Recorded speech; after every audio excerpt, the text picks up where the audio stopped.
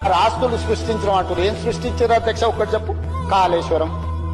మా వెంకటరెడ్డి గారు చెప్పారు అది కూలేశ్వరం అని.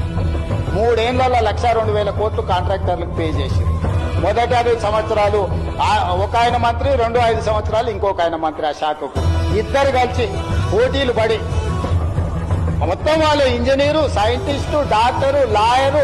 ఒకటి గోవింద సినిమా ఉంటుంది, వాళ్ళ ఇంటి నిండా ఫోటోలు ఉంటాయి. డాక్టర్ గా, లాయర్ గా, ఇంజనీర్ గా, సైంటిస్ట్ గా.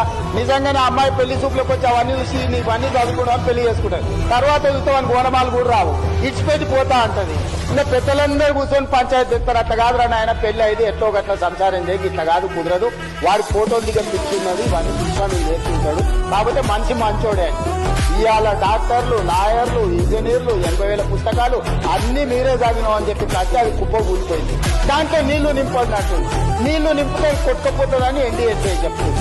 నీళ్లు నింపి కొట్టుకపోతే చూసినావా కాంగ్రెస్ వాళ్ళు, మేము కడితే కూలింది, ఇప్పుడు వీళ్ళు కొట్టుకుపోయేటట్టు చేసిరని మమ్మల్ని బద్నాం చేయాలని కంకణం కట్టుకొని తిరుగుతుంది. 5 మంది రిటైర్డ్ చీఫ్ ఇంజనీర్లతో వాళ్ళే కమిటీ వేసారు కూలేశ్వరాన్ని ఎక్కడ కట్టాలని. ఈడ కట్టే గ్యారెంటీగా కూలిపోతుంది, ఇది మాత్రం మొత్తాన్ని వాళ్ళు వేసుకున్న రిటైర్డ్ తెలంగాణ ఇంజనీర్లు నివేదించారు.